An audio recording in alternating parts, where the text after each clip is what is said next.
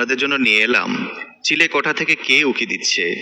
লিখেছেন আহনাফ হোসেন মুশফিক। এছাড়াও লেখকের চমৎকার সব গল্প পড়ার জন্য ওনার প্রোফাইলটা ঘুরে আসতে পারেন, লিংক ডিসক্রিপশনে দেওয়া থাকবে। এর পাশাপাশি আপনি যদি ট্রু ক্রাইম স্টোরি পছন্দ করেন তাহলে আমার এই দ্বিতীয় চ্যানেলটি ঘুরে আসতে পারেন, এটারও লিংক ডিসক্রিপশনে দেওয়া থাকবে। তাহলে চলুন গল্পটি শুরু করা যাক।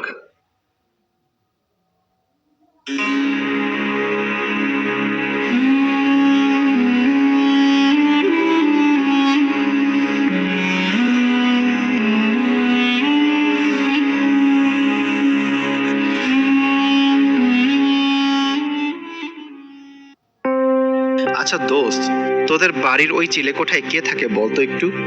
ক্লাসের লাস্ট পিরিয়ড শুরু হওয়ার আগেই আরিয়ান সামিরকে এই কথাটি জিজ্ঞাসা করে বসলো। সামিরও কেমন যেন একটু মুখ কালো করেই উত্তর দিল, কোথায়? কেউ থাকে না তো। ওইটা তো আমাদের স্টোর রুম হিসেবে আমরা ব্যবহার করি। আরিয়ান কিছু একটা বলতেই যাবে, কিন্তু তখনই ক্লাসে স্যার চলে আসেন। লাস্ট পিরিয়ড শেষে যখন ছুটি হয় তখন সামির কোথায় যেন হারিয়ে যায়। আরিয়ান আর সামিরকে খুঁজে পায় না।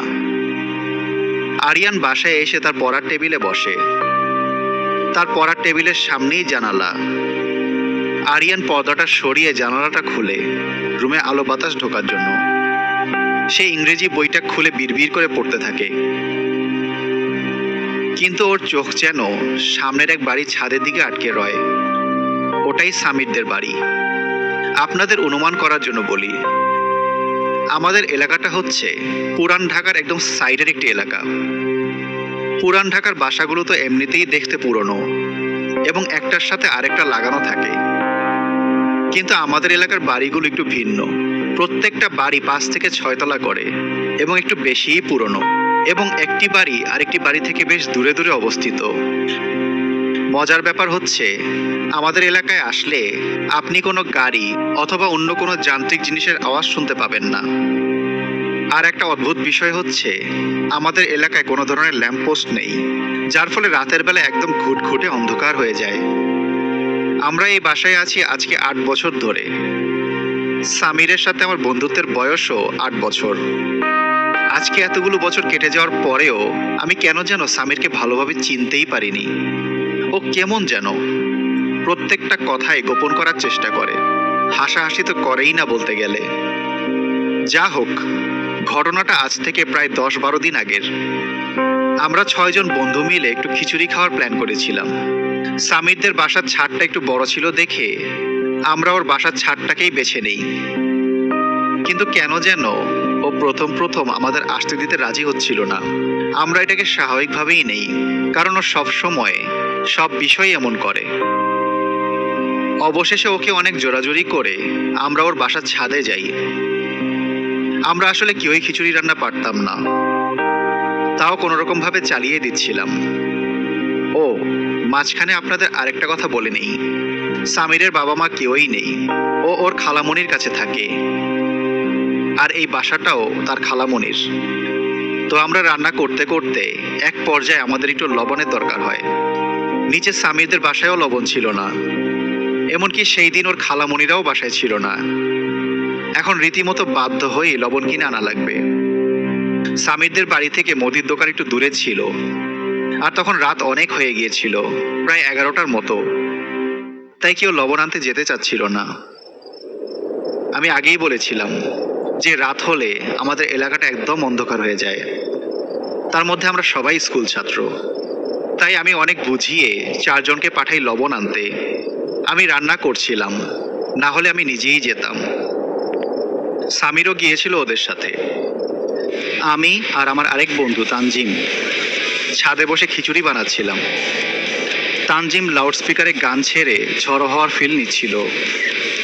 ব্যাপারটা খুবই মজার ছিল তখন। আসলে স্কুল বয়সে ফ্রেন্ডের সাথে এরকম সময় হয়তো সবাই কাটাতে পারে না। যা হোক, এক পর্যায়ে স্পিকারের চার্জ শেষ হয়ে যায়, যার ফলে একা একা স্পিকারটা বন্ধ হয়ে যায়।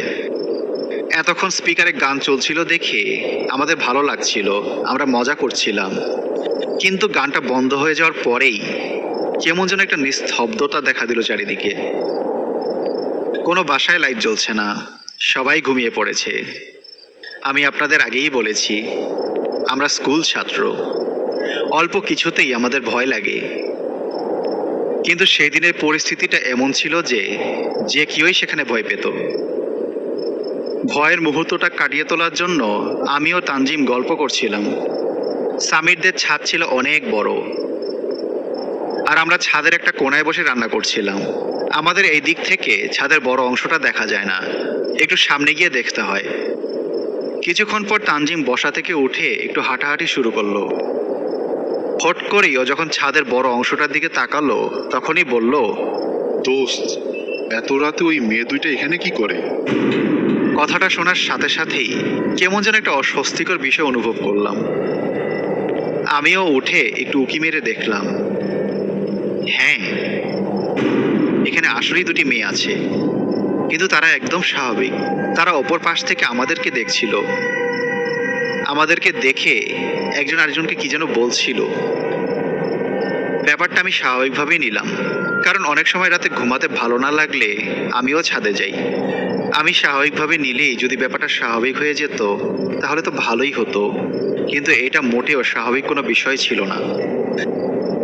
সামিরা লবণ নিয়ে আসার পর আমি তাকে ওই মেয়েগুলোর ব্যাপারে জিজ্ঞাসা করলাম, কিন্তু ও একটু অবাক হয়ে বলল, কোন মেয়ে? আমাদের এখানে তো তোর কথা মতো কোনো যুবতী মেয়ে থাকে না। আর নিচের গেট তো লাগানো ছিল, কারো উপরে ওঠার চান্সও নেই। ওর কথা শুনে আমি বুঝে গিয়েছি যে এখানে অন্যরকম কিছু একটা ঘটেছে। আমি আর কথা না বাড়িয়ে কথাটাকে অন্যদিকে ঘুরিয়ে ফেললাম, যাতে কেউ ভয় না পায়। সেই দিন আমাদের পার্টি শেষ হলো। খাওয়া দাওয়া শেষে সবাই ছাদে একটু ঘোরাঘুরি করতে লাগলো। আমিও ঘোরাঘুরি করতে করতে এক পর্যায়ে ছাদের এক সাইডে চলে গেলাম, যেখান থেকে আমাদের বাসা দেখা যায়। আমি আমার রুমের দিকে তাকিয়ে রয়েছি। আম্মু আব্বু হয়তো ঘুমিয়ে পড়েছে। আমি আসার সময় আমার পড়ার টেবিলের সামনে জানালাটা খুলে রেখে এসেছিলাম, যাতে ঘরের ভেতরে বাতাস ঢুকে ঘরটা ঠান্ডা থাকে। আশপাশটা প্রচুর অন্ধকারে ঘেরা। আমি আগেই বলেছিলাম যে আমাদের এলাকায় কোনো ধরনের ল্যাম্পপোস্ট নেই, যার ফলে রাত্রেবেলা অন্যান্য এলাকা থেকে আমাদের এলাকায় একটু বেশি অন্ধকার থাকে। তার মধ্যে এখন রাত প্রায় 12টা বাজে। অন্য কোনো বাসায়ও লাইট জ্বলছে না, যার ফলে একদম ঘুটঘুটে অন্ধকারে আশপাশটা ছলছল করছে। হঠাৎ চোখের পলকে দেখলাম আমার টেবিলে কে যেন বসে রয়েছে। ছেলেটাকে অন্ধকারের জন্য দেখা যাচ্ছে না, কিন্তু ও গোল চশমা পরা। হ্যাঁ, আমি নিশ্চিত ওখানে কেউ বসে রয়েছে, কালো একটা ছায়া মূর্তি। হঠাৎই পেছন থেকে সামির এসে আমার কাঁধে হাত রাখলো। কিরে, কোনো কারণে টেনশন করছিস?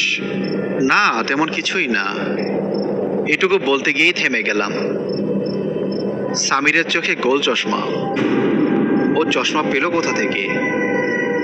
আমি যথাসম্ভব আমার মাথা ঠান্ডা রাখার চেষ্টা করলাম। আমি বুঝতে পারছি এখানে কিছু একটা ঝামেলা হচ্ছে, কিন্তু আমি কোনোভাবেই আমার মনকে সেটা বোঝাতে পারছি না। কোনো এক শীতল হাওয়া আমার মেরুদণ্ডের হাড় ডিবিয়ে আমার মাথায় উঠে যাচ্ছে। আমার এরকম ফ্যাকাশে অবস্থা দেখেও সামির কোনো কথা বলছে না। ও এক দৃষ্টিতে আমার দিকে তাকিয়ে রয়েছে। সেই মুহূর্তে তানজিল এসে বলল, কিরে, তোরা দুজন কি রাতের বেলা ভূতের সাথে থাকবি? চল তাড়াতাড়ি। ও এই কথা বলার সাথে সাথেই সামির আমার কাজ ছেড়ে দিয়ে সিঁড়ির দিকে হেঁটে চলল। আমি আবারও ডান দিকে তাকালাম, আমার রুমের জানালার দিকে। না, সেই কালো ছায়ামূর্তি এখন আর নেই। সবকিছু স্বাভাবিক হয়ে গিয়েছে। এরপর নিজেকে কিছুটা শান্ত করে বাসার দিকে হাঁটা দিলাম। শরীরে অত্যন্ত ক্লান্তি ও চোখে ঘুম থাকায় বাসায় গিয়ে 1 সেকেন্ডও দাঁড়িয়ে থাকতে পারিনি। বিছানার সাথে শরীর লাগানোর সাথে সাথেই চোখে ঘুম চলে আসলো। পরের দিন আমি স্কুলে যাই। সাধারণত সবসময় স্কুলে এসেই বন্ধুদের সাথে আড্ডা ও মশকরা করি, কিন্তু আজকে কেন যেন ভালো লাগছে না। এক দৃষ্টিতে বেঞ্চের দিকে তাকিয়ে কালকের রাতের ঘটনাগুলো ভাবছি। সেখানে কিছু একটা অলৌকিক ঘটনা ঘটেছিল তো নিশ্চয়ই, কিন্তু কি কারণে সেটা ঘটেছিল? এটা কি আমার জীবনে কোনো পাপ যেটার প্রায়শ্চিত্ত দিতে হচ্ছে আমাকে? এসব ভাবতে ভাবতেই তানজিম চলে আসলো। দোস্ত, কালকে থেকে না কেন যেন আমার ভালো লাগছে না, কেমন যেন একটা অস্বস্তিকর ভাব লাগছে। ওর এই কথা শুনে আমি কালকের ঘটনাগুলো ভুলে গিয়ে একটু মজা করি ওকে বললাম, কেন রে, তাসফিয়া কি ব্রেকআপ করলো নাকি? তাসফিয়া হচ্ছে ওর বেস্ট ফ্রেন্ড। মাঝে মধ্যে ওদের ভিতরে ঝগড়া হয়, আবার কিছুক্ষণ পর দুজনে একসাথে মিলে যায়। তাই আমরা সব বন্ধুরা ওকে মাঝে মাঝে এটা বলে ওর সাথে মজা নেই। কিন্তু ও সেই কথাটা শোনা মাত্রই কেমন জানি একটা বিরক্তি ভাব নিয়ে সেখান থেকে চলে গেল। আমি বুঝতে পারলাম যে ও সিরিয়াস মুডে আছে। তাই আমিও ওর কাছে গিয়ে ওকে জিজ্ঞাসা করলাম, এই কি হয়েছে বল। কিন্তু ও আমাকে ধাক্কা দিয়ে সরিয়ে দিল। সারা ক্লাসে ওর সাথে আমার আর কথা হয়নি। স্কুল শেষে বাসায় গেলাম। রাতের দিকে শুনতে পেলাম তানজিলকে নাকি পাওয়া যাচ্ছে না। আমার ভেতরে কেমন যেন একটা অস্বস্তিকর ভাব চলে আসলো। আমি তৎক্ষণাৎ ঘর থেকে বের হয়ে আমার সকল ফ্রেন্ডের বাসায় গেলাম। সকলকে ফোন করলাম, কিন্তু তানজিলের চিহ্ন মাত্র কোথাও পেলাম না। সেই দিন সারা রাত অস্থিরতায় কাটালাম, কিন্তু তানজিলের কোনো খোঁজ পেলাম না। আজ অনেক দিন কেটে গেল, সেই তানজিল আর কখনো ফিরে আসেনি। ওই দিনের পর থেকে আমি আর নিজেকে ক্ষমা করতে পারিনি।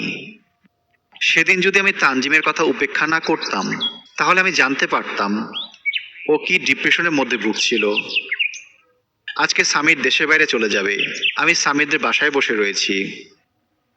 আমরা সব ফ্রেন্ডরা এখানে, সবাই খুবই ইমোশনাল হয়ে রয়েছে। হয়তো সামিরের সাথে আর কখনো আমাদের দেখা হবে না। সবারই চোখের কোণায় পানি, শুধুমাত্র আমি ছাড়া। আমি কি যেন একটা ভাবছি। বিকালের দিকেই তারা ফ্লাইটের উদ্দেশ্যে বেরিয়ে যায়।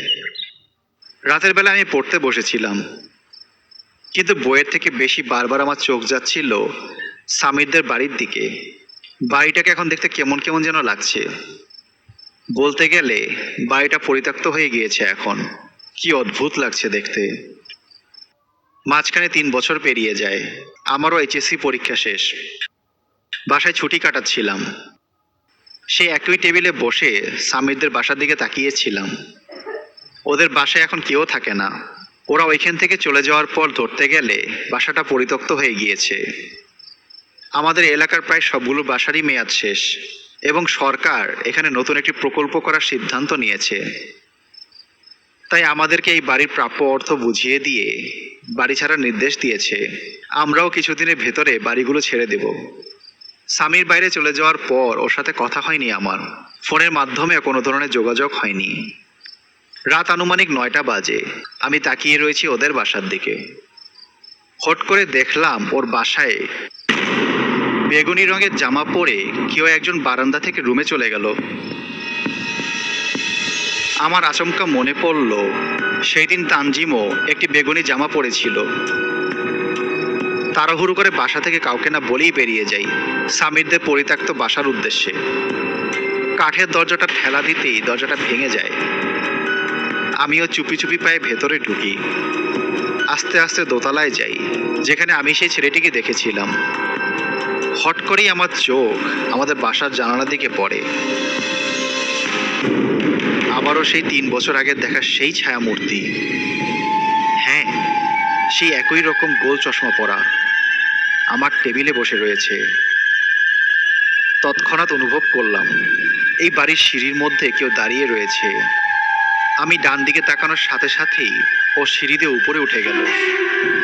আমিও ওর পিছে পিছে উপরে উঠলাম। আমার ভেতরে তানজিমকে খোঁজার তৎপরতা জমেছে। আমার ভেতর এখন ভয়ভীতি কাজ করছে না। ছাদে ওঠার সাথে সাথেই দেখলাম সেই চিলেকোঠার দরজাটা খোলা রয়েছে। দরজাটা নড়ছে, তার মানে ওটার ভেতরে কেউ ঢুকেছে। এক দৌড়ে ওখানে গেলাম। অন্ধকার একটা রুম। আস্তে আস্তে ভেতরে ঢুকলাম।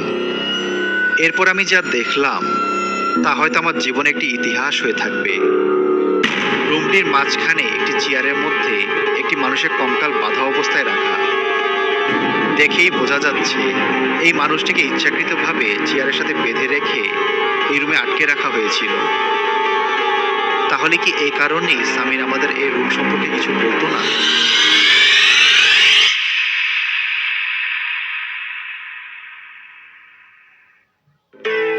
আরিয়ান ইতিমধ্যে পুলিশকে খবর দিয়ে ডেকে এনেছে। এখানে আরিয়ানের বাবা মা ও বন্ধু বান্ধব সহ এলাকার অনেক মানুষ জড়ো হয়েছে দেখার জন্য। আরিয়ান কি যেন একটা চিন্তা করছে। ও যেন সব ঘটনার সূত্র খুঁজে পেয়েছে। এখন শুধু সামিরকে দরকার। সামিরের থেকে অনেক কিছু জানার বাকি আছে ওর। পুলিশ ঘরটির তল্লাশি চালাচ্ছিল।